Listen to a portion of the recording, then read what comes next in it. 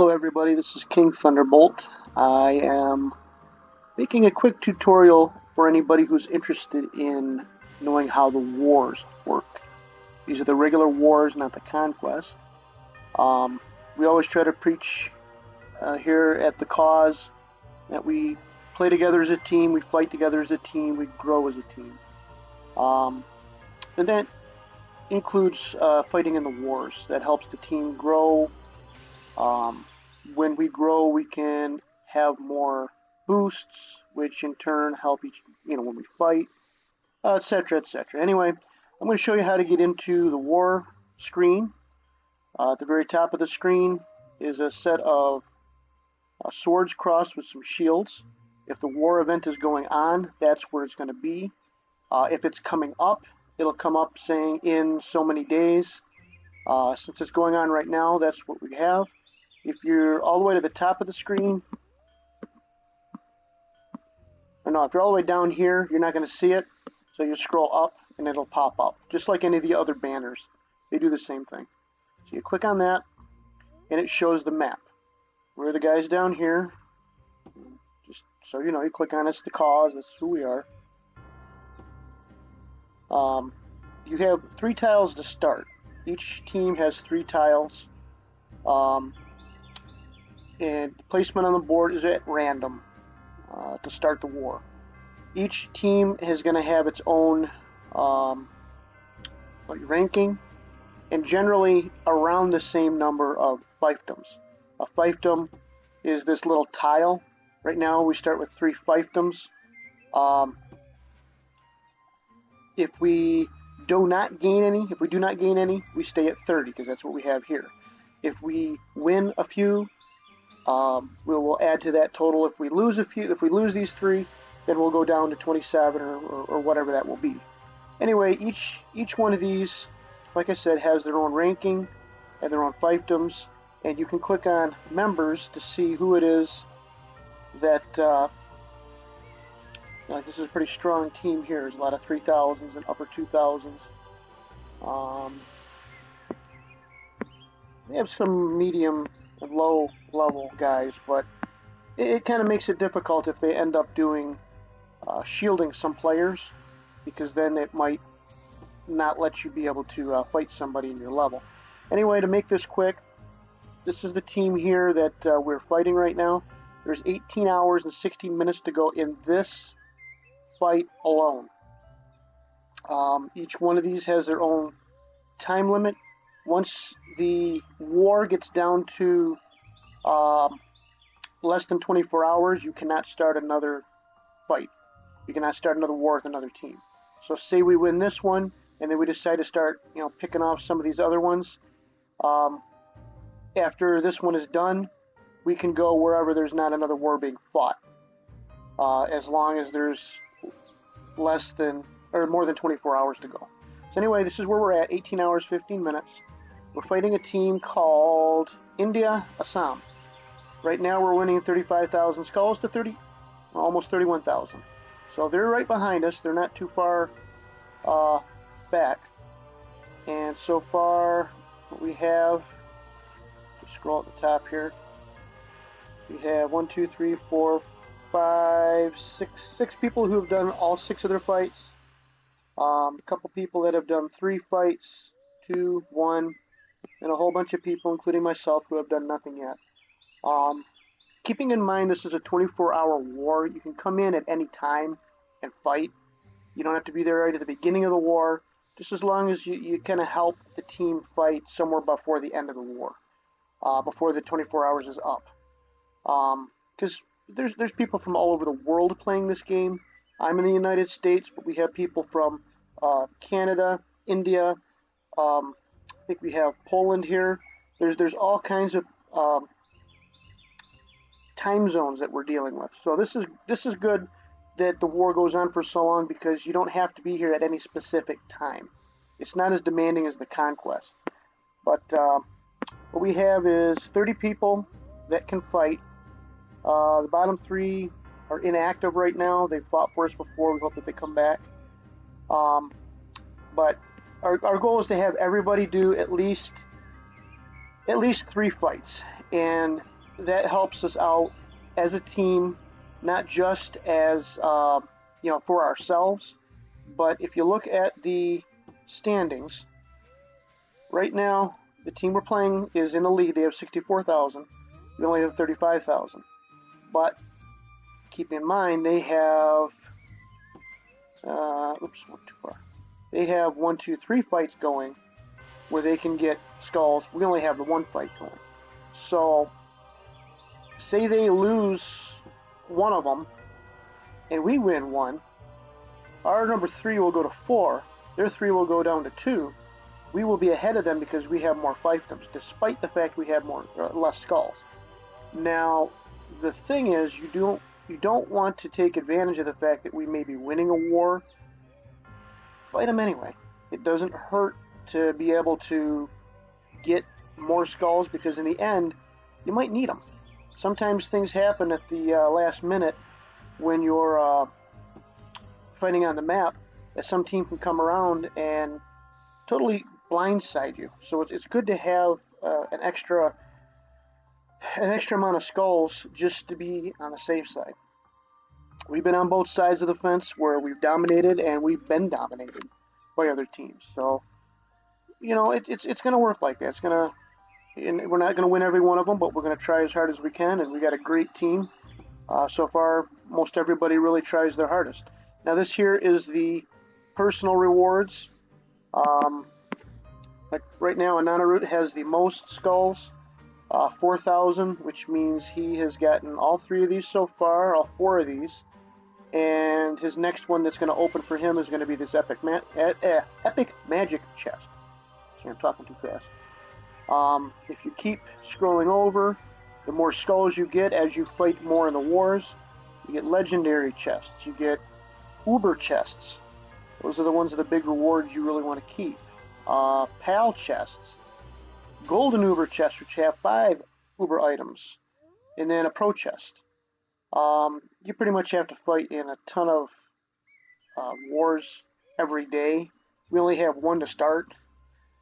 So it's kind of hard to hit these bigger ones for us, but heck, just even getting some of these uber items is great. If for nothing else, you can melt them down and get a lot of pearls. Or just cash them in and get gold coins for them. So anyway you look at it, it's good. And it doesn't matter where you place on here. Everybody, the higher levels are going to do better than the people that are lower levels. That's okay. We're not doing a competition as far as, you have to hit so many skulls. No, we don't play like that, We do try to help each other out. This thing with the 2 cross swords is called championing. You can champion somebody, and that would give me an extra, say I did that to myself, I would give an extra 10 fights. So I would have 16 fights to fight instead of just 6. The only problem is you don't really get that many skulls out of the deal when you do that, because it counts the first 3 separate players that you fight, and once you get those top 3 scores, everything else is just incremental from there. I mean, it doesn't really add a lot, but it can help, and it has helped. Over here is the shielding. If you got a player that's just getting totally hammered, like right now, the worst one we're getting hit by is Hooli. He's getting 4,000. But that's not much. I mean, we're still early on in the game. Depending on how many people they have fight, and depending on what level they are, is kind of who they aim for, so to speak. So let's go over here. Let me show you what we got. When you click that on, this shows your opponent. This is who you're fighting. Top person is 2,800 trophies, 2,500, etc., etc. You go down the line. There's a lot of medium range people here, and lower range people that they have not championed. If they had championed, they would show up over here with the little crossed swords, or shielded. Shielded is the one you got to watch for, because if they shield up an opponent, if an opponent shields themselves, then what happens there is when you go to fight them, like you click that on, and it shows you how many skulls. This is 1117. If they're shielded, that's about half. You only get about half of that, so it's not worth fighting somebody that's being shielded. just so you know. So, go back here real quick. If you click on any of these, you can fight anybody. Say you're at 1,500 trophies, and you want to fight somebody, like you think you could beat this guy. Okay, he'll give you 979 trophies. Well, you can go up and down the list. Be careful not to hit this, or you're going to fight him. But up the list. Okay, going down, that guy gives you more trophies, or more skulls. He gives you more skulls because he may have dropped some trophies. This guy may not be weaker than the other guy, even though he has less points. 1470 should give you more than 1464, right? Well, let's look at that. Go to the info. He's a level 83 player, and he has 1474 on attack. We'll go to the next guy. Go back up to the next guy. He's only a level 77 player. He has 1591 on attack. Now, they go by levels, player level, and how many trophies you are. If you drop trophies, say you fight somebody and purposely lose, and say you're 1,500 trophies at your own level, and you lose, say 300, so you're only showing 1,200, your level doesn't change. You've earned that. Your rank will go down, and your trophy levels will go down. But then you're going to be matched up with people who have lower trophies than you, so when you fight them, there's a better chance that you're going to win. That's why people do that. So, this guy here, even though he's got a little bit better score, he's at a lower level than this guy. So, go through it. You know, before you make your decision, I take a piece of paper and a pencil and write down the names and some of these skull numbers. So, as you go through it, you can figure out, well, who's a better deal. Like, see, that's only 863. If I go back up, there's 948. I go up one more, and it's only 909. So that guy here would be a better one to go for. As long as when you click him on, he's within your ability to beat. I'm not asking anybody to go for somebody that's gonna, just totally blow them out of the park. And a good way to find out too who their defensive beast is click on this little icon right here. Having this little circle with the scratch marks in it shows that they do have a defensive beast. Every now and then you'll run across a player that does not. You click that on, and it shows Untamed Kaiser. That's going to be who his beast is when he goes a third of the way through the board. Or sorry, when you go through a third of the way through his board, it'll come up and it'll start coming down the path at you. And it's going to be Untamed Kaiser. That's who it's going to be. Every person is going to be different depending on who they decide to pick. And they're all Untamed Kaiser so far. Anyway, that's a bad example. Anyway, if you go against somebody, say like in your regular fights, that has a blue shield and no logo in it, and they're not with a team, if it's just somebody's not in an alliance, it may show up down here that there's a beast. There is no beast. That'll be the beast that was on their last team. When they left the team, it's a bug in the game. It does not erase it, unfortunately. But there is no beast that will show up. So if you fight somebody, they won't have a beast. So that makes it a little bit easier if you're going to fight somebody outside of the wars. Anyway, let's go back here. Jabbered on long enough about that. If I go on here, I'm about his level. That's 11 trophies to win. If this was a regular fight, this sounds like a kind of a difficult guy to face. He's got Untamed Kaiser, and he's a level 99, so he's less than me. He's got more trophies, but I tend to lose a few playing some risky fights. I can fight him, or I can go down to, let's see, he's got the same, 1117. I would get the same amount of skulls. I only get 5 trophies out of him. He's a level 101 player. That doesn't mean anything. You can play certain things like the dungeon and level up really quick. Level doesn't mean as much as, someone's ability. And he's got Kaiser too.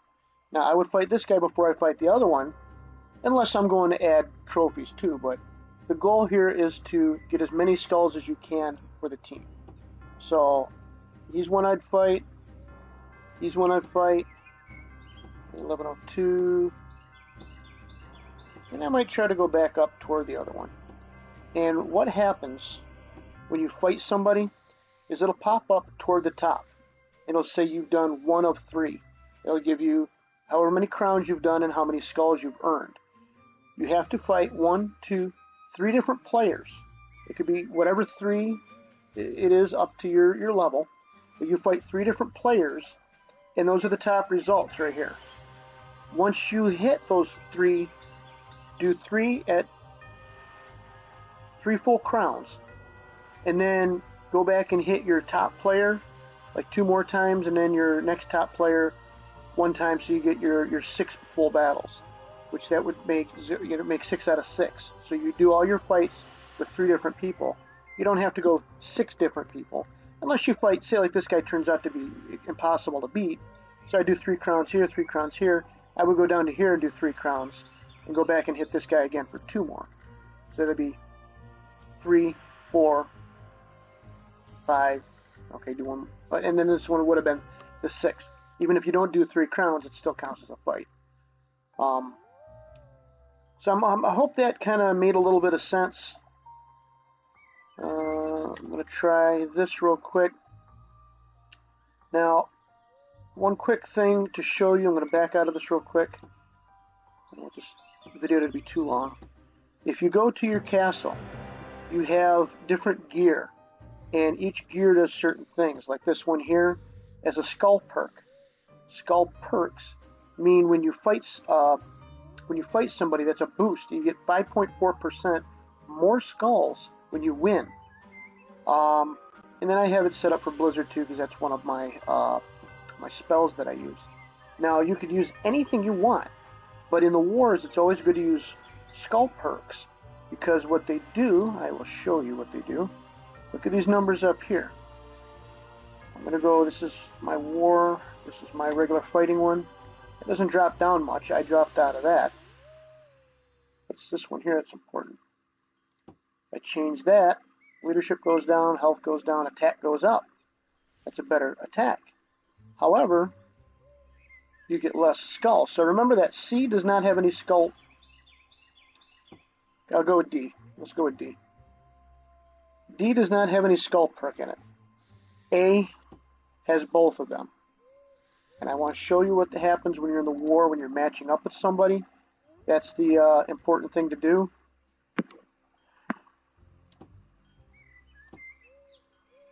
So I'm matching up,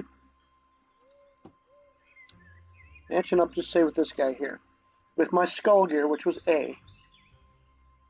That'll give me 1117 if I win, and I get 3 crowns. Now, say I go to D, which is not my skull gear, I would only get 1015 out of it. I would lose almost 100 skulls. You go down the list here. I'm trying to find a good example. Right, 931 out of this guy. Well, if I use my skull gear, I get over 1,000 now. So that's important to do. If you're going to fight in the war, try to get your skull gear, but make sure that the rest of the gear that you use is going to help you be able to fight too. Don't handicap yourself to the point where you'll get a bunch of skulls if you win, but you don't have enough power to overcome somebody. So that's what I got right there. I will pause this if I can. I don't think I can. But I will try to show you what it comes up with after I've done my fights to explain that a little better. Thank you. Good fighting.